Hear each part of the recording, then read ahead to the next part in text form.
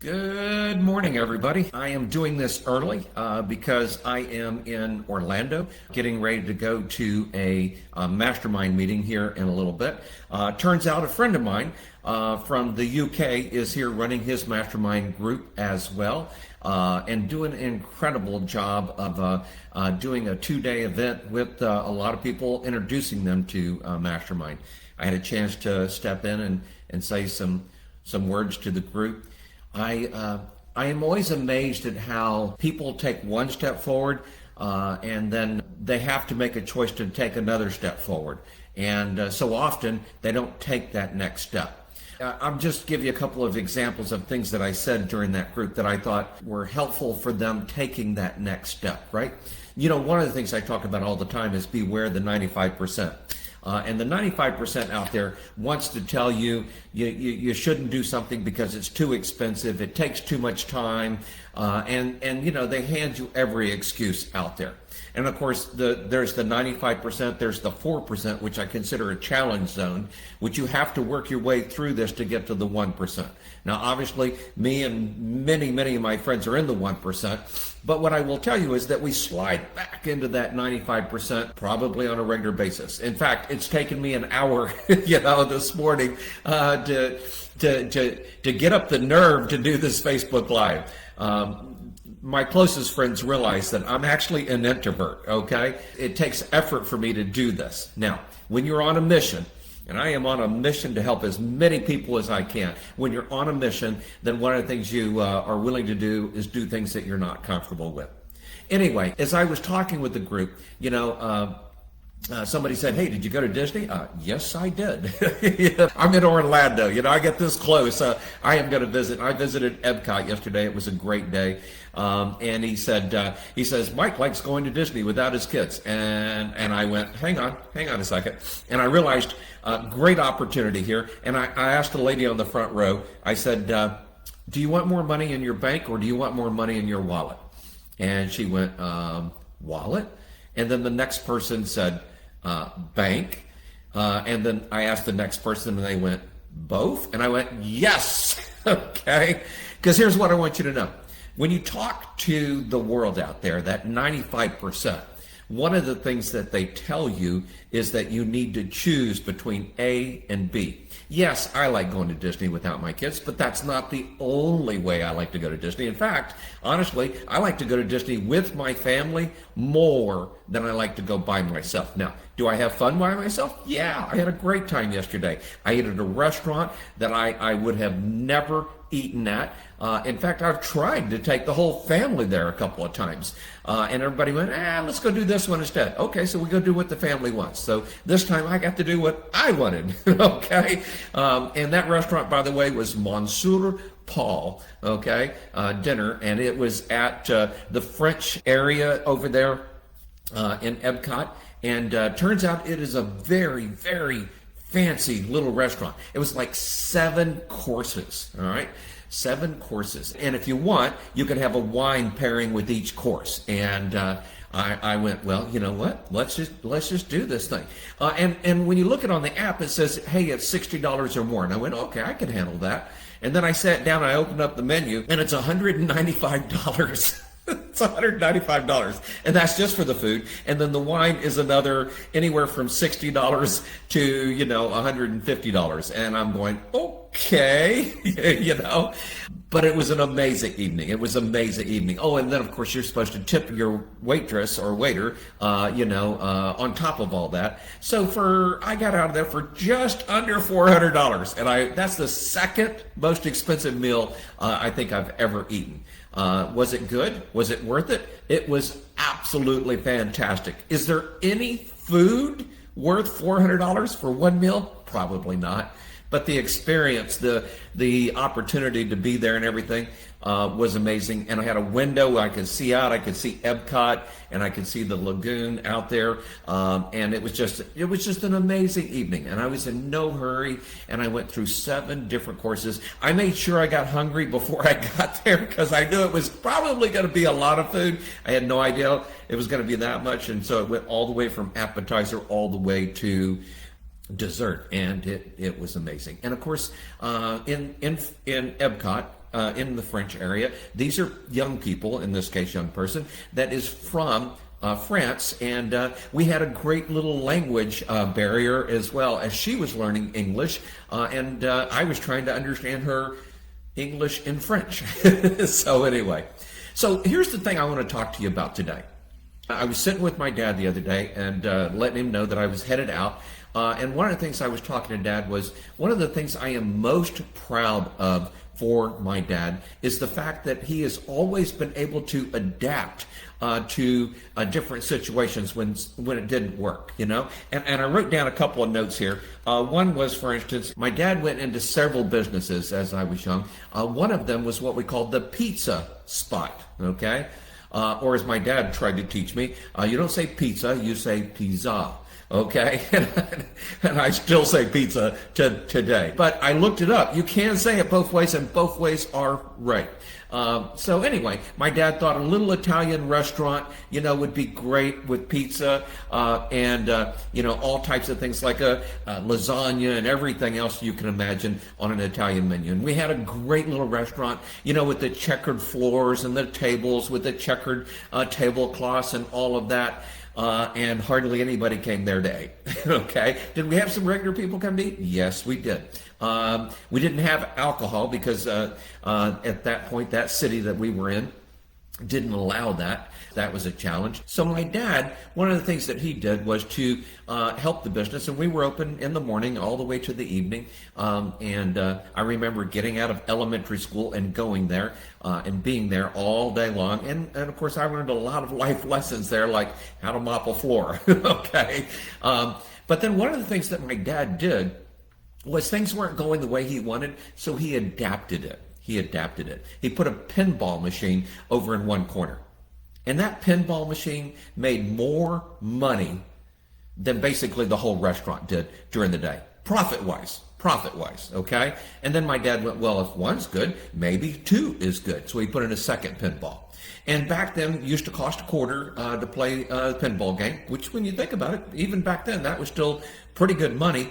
And if you wanted to play next, you would stack your quarters up on the side of the pinball machine, and that basically was saying, hey, I'm next. After you finish, I'm next, okay? And literally those things ran all day long, and people literally had stacks of quarters there. What he had discovered was taking the pizza spot into, you know, something like that. And so one of the things my dad did, and it took him a while, because back then pinball machines were controlled by an elite group that made sure that if you had pinball machines, they got a piece of the action. My dad, being who he is, he went and bought pinball machines from somebody and put them in. And those people, by the way, came and visited my dad and wanted to know who sold you those machines, okay? My dad didn't answer that question, and it could have been ugly. We got away with it, so there's that. Just need to know that there are pieces of the world out there that sometimes we don't know really exist. But we didn't put in just two. My dad put in like 15 machines, okay? And because we had all these kids coming in and out, he let them really literally repaint the whole place. And he painted the walls black, and then he painted all of these things that were like fluorescent colors, and we put in black lights. And my dad literally changed the whole place to a modern day Chuck E. Cheese's, or except maybe it was a pre-Chuck E. Cheese type thing, you know, with games and pizza and everything else, except we had black lights and it was fun. We still had tables, we still had pizza, and we sold more pizza doing that than anything else. And as I tried to remind my dad that he had made this adjustment, he said, you know, you're absolutely right. And one of the things that people need to know is they need let's call it the adaptable quotient. And I went, wow, that's pretty cool. I said, well, maybe I'd rather call it the adaptable formula. Partially because I can spell formula easier than I can spell quotient. It turned out I didn't misspell adaptable right either. I had to go change that and put that in. And then, you know, later on, my dad decided to go into the real estate world, and my dad actually became a real estate coach. Many of you may not realize that. And one of the things was my dad made his fortune. He got a book. He tells me about it all the time. You know, how to make your fortune with real estate, which is Honestly, very, very powerful even today. And then people wanted to know, well, how did you get here? So we actually opened up a business. It was called Real Estate InfoShare. Okay. That was our first business. And my dad actually brought me in as part of that business back then. That was way, way back, 1984, 85, somewhere in there.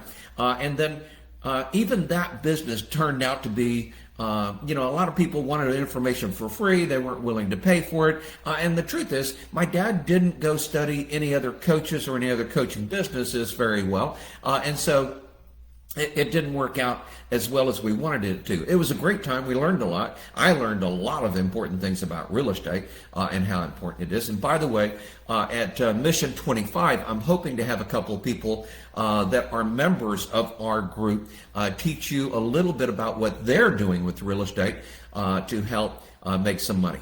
Me and my amazing wife and her sister all are doing some incredible stuff that nobody else is doing out there with real estate. And so I hope to talk with you more about that at Mission 25 as well. In fact, you can go out to homeinspectormission.com, homeinspectormission.com, and get signed up. It's like $97 to sign up right now. That price is getting ready to go up. So come get signed up now. And I guarantee it. I absolutely guarantee it. It's more than a 200% guarantee when you read the guarantee, because not only will we give you your money back, that's the easy part, but we'll give you $500 just for coming and sitting in on Mission 25. And if you don't like it, we'll give you your money back, plus pay for your travel up to $500. So I mean, there's that. Anyway, early on with my dad, one of the things he realized was the coaching and real estate and everything was kind of like the pizza spot. It wasn't really going where we wanted it to. However, what started happening was people would be asking my dad, hey, can you come check out this house for me? Can you come check out this house for me? Can you come check out this house for me? And then we discovered that there's this industry called home inspections.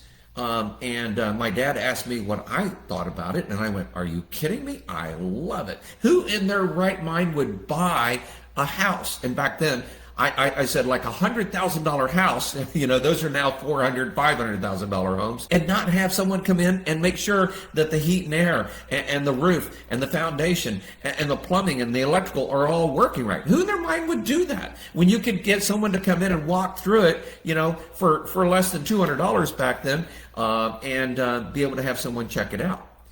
And poof, we're in the home inspection business. Now, my dad was our first inspector. I did some of the marketing behind that and did some of the tracking of how we were building that business. And I will tell you, we had to learn that one too. And I remember it took my dad like 3 months of visiting real estate offices and letting people know before he finally got that first phone call going, yes, do you do home inspections? We were just about ready to quit, okay? We were just about ready to quit. And then we got that first phone call and we realized that, hey, you know what? We can do this. As most people like to say, and the rest is history. No, there's so much more in there. So we started building it, and then I quit my full-time job where I was making good money, had 4 weeks of vacation, had stocks and stock options and all that other stuff. I quit that job to go into business with my dad, and we grew our home inspection business. And then what I discovered was I grew it wrong. I'll tell you more about that. I am doing a webinar tonight. And that webinar is out at coachblueprint.com, coachblueprint.com/Zoom, Zoom, Zoom, because it will be a Zoom call. It is live. I'm doing that tonight. If you're watching this, hopefully you'll do that. And if you don't catch the one tonight, I'll be doing one every Wednesday through February. But tonight I'm going to be introducing a whole new subject, marketing secrets of top producing home inspectors. And I'm going to talk to you and walk you through my number one best system that I use to grow businesses. And I've helped over 100 people build million-dollar companies, and I've helped countless people literally double and 10 times their business, and many people that wanted to stay single-man operations, great, do $300,000, even $400,000 a year as a single-man operation. And when you come on the call tonight, or come on the call somewhere in the next several weeks on Wednesday night, then you will find out those secrets and more. And I look forward to you being able to join us there. Again, it's coachblueprint.com/Zoom. So here's the thing is, your business is probably doing great. And if it is, wonderful. Because when your business is doing great, we can make it magnificent, okay? It is one of the most powerful things you'll ever figure out. I called a couple of people that joined us from the last calls, and a couple of the people I called had already come to many of what I used to call 3 days of Secrets Revealed, and they're going, man, if you're doing shows again, I am there, okay? This one is going to be Mission 25, Mission 25. So go out to Home Inspector Mission, homeinspectormission.com, and get signed up for that. Here's the other thing is, as I was talking to the group downstairs, and I was saying, beware the 95%. Because the 95% will tell you it costs too much, it takes too much time, and the truth is, I don't know what the 95% is like an addiction, okay? Most of the people in this world are addicted to sugar. I'm a little bit addicted to sugar as well, though I eat less and less of it all the time, or I try not to eat any additional sugar with what I do. You have to be careful, because people that are addicted to something, they want you to be addicted to it as well. If they're not going, they want to convince you why you shouldn't go or shouldn't do something. It's a shame, really, because and I'm going to tell you that all of us, and even I, slide back into the 95% sometimes, but I realize what the 1% is now because I live that life. For the average person that's going from the 95% into the 1%, you have to go through what I call the challenge zone. That's the 4%. And one of the first challenges there will be, are you willing to not listen to somebody going, it's too much time, oh, you don't want to do that, oh, you'll lose money because you're not doing inspections. All of that's true. See, there's always a kernel of truth to everything. But here's the other thing is, it's worth it. It's absolutely worth it. And one of the things I tried telling was small hinges swing big doors. Small hinges swing big doors. And when you come on the webinar tonight, when you come to Mission 25, one of the things you're going to realize is that we are going to show you some hinges that are going to swing beautiful big doors that are going to change your life. It changes my life, and I now have what I call my high five. Family, okay, faith, financial, fitness, and fun. And now I have complete control of my life. So if I want to pick up and go somewhere, I go do it. I'm very blessed. I have a sister that's staying with my dad while I'm out of town. Bless her heart. She is just such an amazing person, and I'm so grateful that she's willing to come in so that I can go here and help people and continue to learn stuff to do that. So I'm going to be sitting in a mastermind group the next couple of days as well. And then, like I said, my friend had a mastermind group downstairs, or actually a 2-day event introducing people to mastermind, I believe it'd be more accurate. He is such a great guy. He's from the UK, and he'll be in the mastermind that I'm in. I can't wait to hear what he's doing so that I can apply that to my business as well. Well, I've gone a little bit long today. Here's the big thing I want to make sure that you understand. 1, beware the 95%.